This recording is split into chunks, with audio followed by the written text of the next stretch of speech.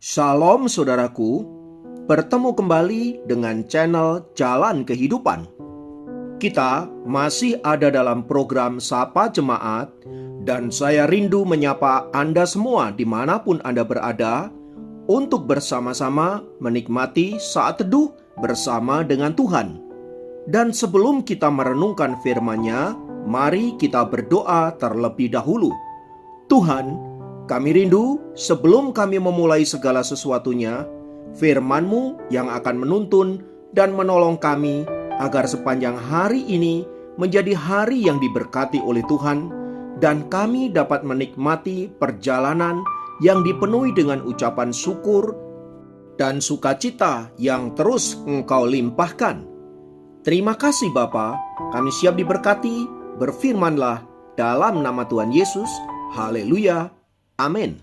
Firman Tuhan kali ini terambil dari Lukas pasal 4 ayat 12 sampai 13. Lukas 4 ayat 12 sampai 13 berkata, Yesus menjawabnya, katanya, ada firman, jangan engkau mencobai Tuhan Allahmu. Sesudah iblis mengakhiri semua pencobaan itu, ia mundur daripadanya dan menunggu waktu yang baik. Saudaraku, apa yang dapat kita pelajari dari peristiwa pencobaan Tuhan Yesus di padang gurun oleh iblis? Jika kita membaca keseluruhan cerita itu, mau memberikan kita pengertian bahwa ketaatan total kepada firman Allah adalah pukulan yang mematikan bagi pekerjaan si iblis. Tuhan Yesus melalui cerita itu ingin mengajarkan kepada kita bahwa ketaatan merupakan tembok-tembok yang dapat menutup celah yang dapat digunakan oleh iblis untuk menjatuhkan dan menghancurkan hidup anak-anak Tuhan.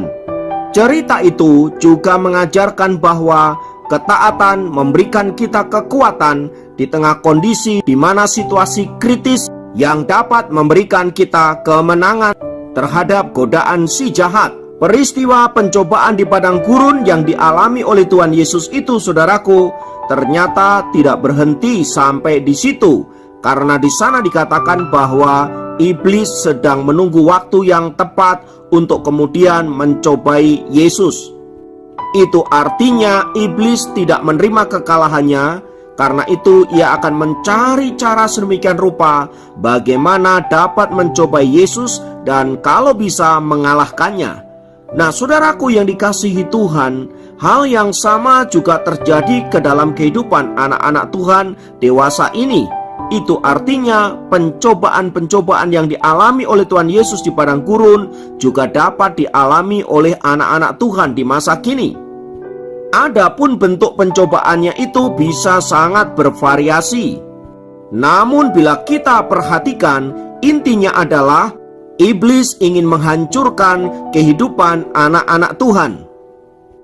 Bahkan sekiranya mungkin mereka menyeret anak-anak Tuhan untuk tidak taat kepada Allah dan meninggalkan Yesus. Itulah sebabnya saudaraku, berbagai-bagai cara dipakai oleh iblis untuk menggodai kita dan ujungnya dapat menjatuhkan kita dan membuat kita meninggalkan Tuhan Yesus. Godaan itu bisa saja dari sisi kesehatan, sakit penyakit, atau dari sisi ekonomi, masalah keuangan, masalah finansial, bisnis, dan lain sebagainya. Atau juga bisa terjadi dari masalah-masalah keluarga, hubungan suami istri yang tidak harmonis, hubungan orang tua anak yang krisis, serta hubungan saudara bersaudara yang mengalami masalah. Semua itu adalah pintu dan celah yang bisa dipakai oleh iblis untuk menghancurkan anak-anak Tuhan. Nah, di tengah-tengah pencobaan-pencobaan yang tidak mudah inilah saudaraku, iblis seringkali memanfaatkan celah dengan menawarkan berbagai-bagai kemudahan, berbagai-bagai kesenangan, dan bahkan jalan pintas agar kita dapat keluar dari krisis yang kita hadapi. Tetapi ujung dari semua itu adalah kebinasaan yang membuat kita bisa saja kehilangan keselamatan yang telah Tuhan berikan kepada kita.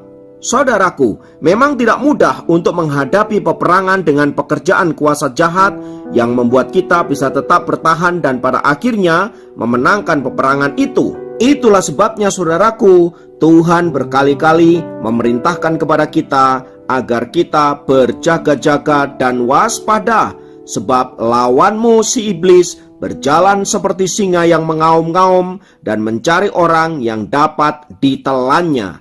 Artinya ia bekerja non-stop 24 jam tanpa henti, tanpa lelah mencari mangsa, dan mangsanya itu adalah saudara dan saya.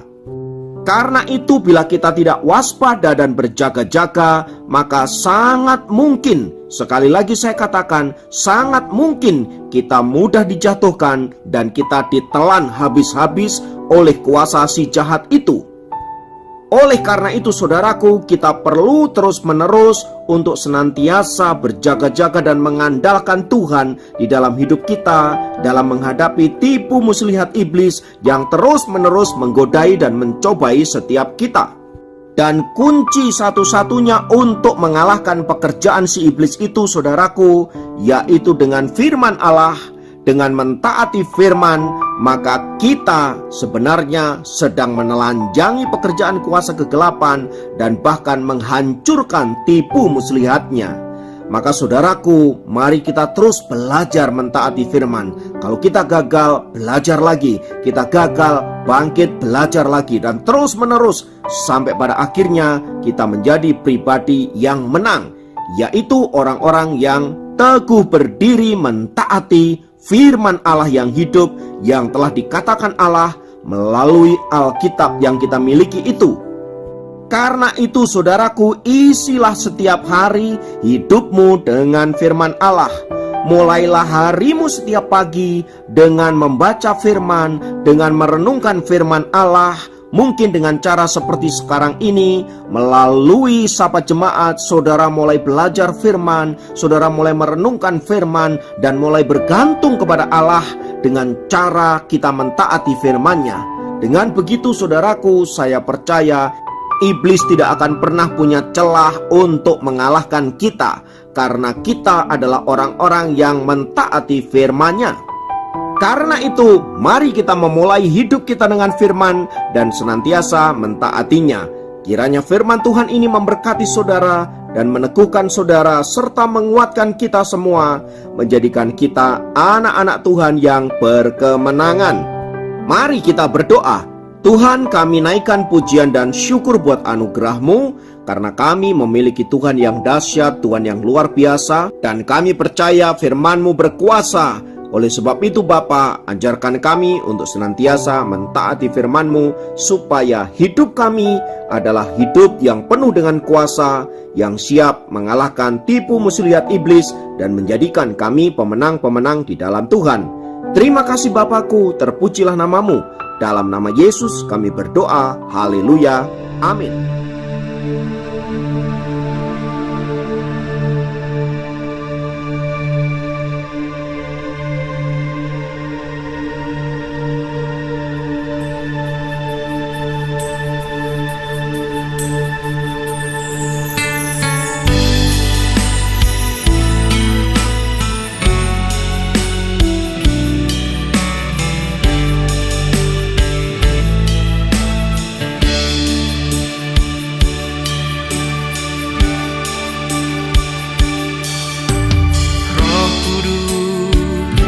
Penuhiku,